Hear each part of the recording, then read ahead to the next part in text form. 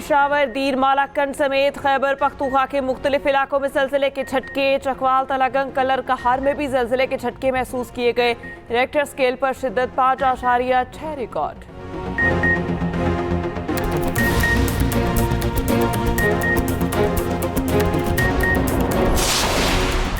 Sindh assembly में MQM groups में होने वाले तनाज़े का तस्फिया। स्पीकर के चैम्बर में राना शौकत और शारिक जमाल की सुलह हो गई।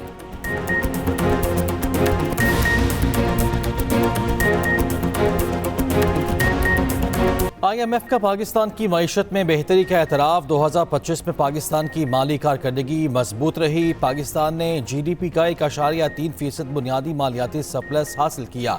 IMF डायरेक्टर जूली कोजे की वाशिंगटन में न्यूज़ ब्रीफिंग। कहा, पाकिस्तान में महंगाई की शरह काबू में रही। 14 साल बाद पहली बार करंट अकाउंट सरप्लस भी रिकॉर्ड।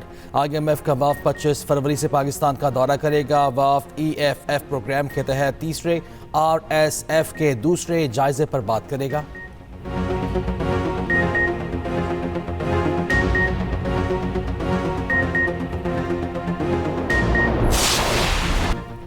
पाकिस्तान और अमरीका का दहशत गर्दी के खिलाफ ताउन मजीद मुस्तहकम करने पर इत्तफाक। वज़ीर आज़म शहबाज शरीफ से अमरीकी वज़ीर ख़ारिजा मार्को रूबियो की मुलाकात।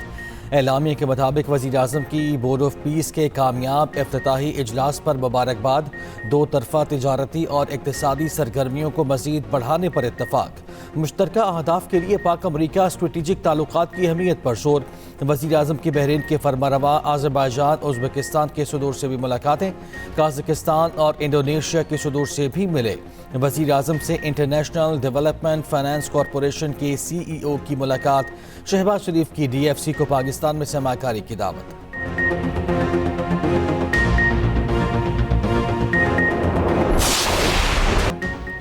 गजा में पायदार अमन हमारा मिशन है। आज़ाद खुद मुख्तार फ़लस्तीनी रियासत पायदार अमन के क़याम के लिए नागुज़ीर। वज़ीर आज़म शहबाज शरीफ का आम बोर्ड इजलास में दो टोक मौक़िफ़। गजा में अमन के लिए सीज़ फायर की खिलाफ वर्जियाँ ख़त्म करने का मुतालबा। शहबाज शरीफ की तनाज़ात के हल में किरदार अदा करने पर ट्रंप की तारीफ़। कहा, अमरीकी सदर अमन के अलम बरदार हैं। सदर ट्रंप की बरवक्त मुदाखलत से पाक भारत जंग रुकी। पाक भारत जंगबंदी से हज़ारों कीमती जानें बची। गजा में अमन कायम करना आपकी बहुत बड़ी कामयाबी और मीरास होगी।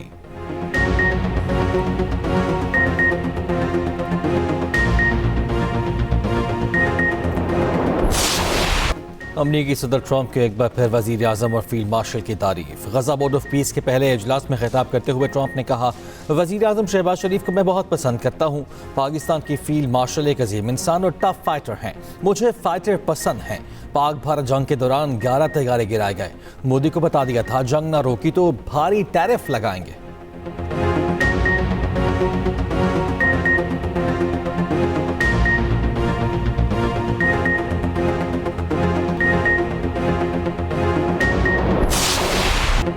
ईरान के पास ज़्यादा से ज़्यादा 10 से 15 दिन हैं। ईरान ने जौहरी मुआहिदा ना किया तो उसे संगीन नताइज भुगतना होंगे। अमरीकी सदर ट्रंप ने फिर खबरदार कर दिया। कहा, ईरान खित्ते में जौहरी हथियार नहीं रख सकता। ईरान हमारे साथ अमन के रास्ते पर चले। गजा में तामीरी नौ के लिए अमरीका $10 अरब देगा। पायदार अमन के लिए गजा अमन बोर्ड अहम फोरम है।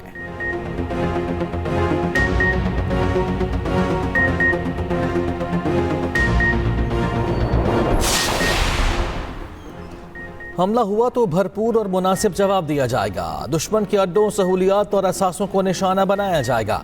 ईरान का अक़वाम मुत्तहिदा के सरबराह को ख़त में दो टोक मौक़िफ़। कहा, ट्रंप के बयानात फ़ौजी जारियत को हकीकी ख़तरा है।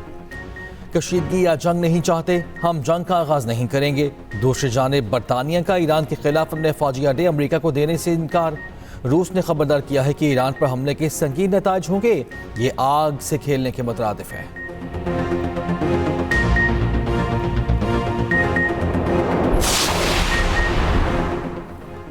सिंध असम्बली में MQM रुकन शारिक जमाल पर शौकत राजपूत का धमकी का इल्ज़ाम। कहा, मुझे धमकी दी गई कि आप बाहर निकले, हम आपको देख लेंगे। मुकदमा दर्ज नहीं किया तो इस्तीफ़ा दूंगा।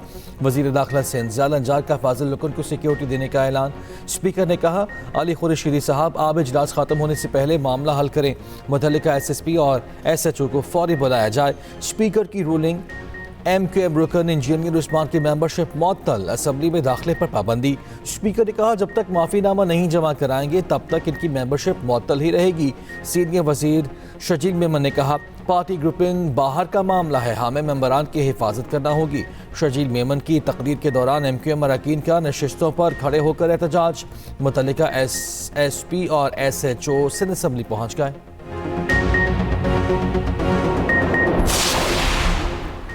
मुल्क में गुर्बत की शरह में 7% इजाफा हो गया। वजीर मनसूबाबंदी एहसन इकबाल का गुर्बत अदम मसावत का दादुशुमार 2024-25 की रिपोर्ट लॉन्चिंग की तकरीब से खिताब। कहा शहरी इलाकों में गुर्बत की शरह 11 से 17.4% हो गई। देहरी इलाकों में शरह 28.2% से बढ़कर 36.2% हो गई।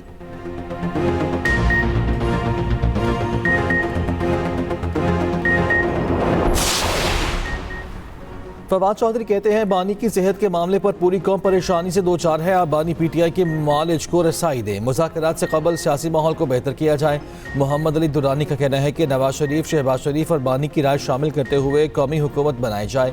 बैरिस्टर सैफ ने कहा पाकिस्तान जिस सूरत हाल से दो चार है इसमें मुफाहमत की ज़रूरत है।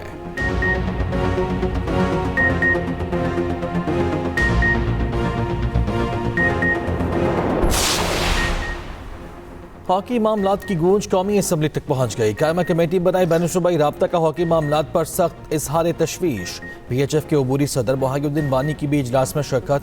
बहरीन रज़ाक भुट्टो ने कहा कौमी हॉकी टीम के साथ जो कुछ हुआ वो बदकिस्मती है। कमेटी जायजा लेगी इस नाअहली के असल कसूरवार कौन है।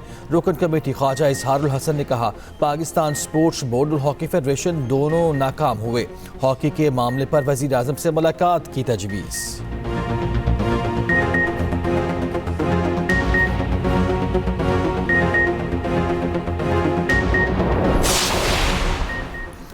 और कौमी हॉकी टीम के हेड कोच ताहिर जमान और कोच मोहम्मद उस्मान कल इस्लामाबाद तलब। अबूरी सदर मोहिउद्दीन वानी ने अकाउंटेंट सलीम गुल को भी रिकॉर्ड समेत बुला लिया। कप्तान इमाद भट्ट पर गुज़िश्ता रोज़ आए 2 साल की पाबंदी खत्म। मोहिउद्दीन वानी के कौमी हॉकी की बहाली और मजबूती के आज़म का इज़हार। नई क़यादत के इंतखाब के लिए जल्द शफाफ इंतखाबात कराने का भी ऐलान। उधर PHF के सेक्रेटरी राना मुजाहिद और खजांची परवेज़ भंडारा के इस्तीफ़े का भी मुतालबा मंसूर। मोहिउद्दीन वानी का कहना है कि पाकिस्तान हॉकी फेडरेशन के तमाम इंतजामी अमूर हल कर लिए गए हैं। कप्तान को मुकम्मल तवज्जो, ट्रेनिंग और आने वाले मैचेस पर मरकूज़ रखने की हिदायत।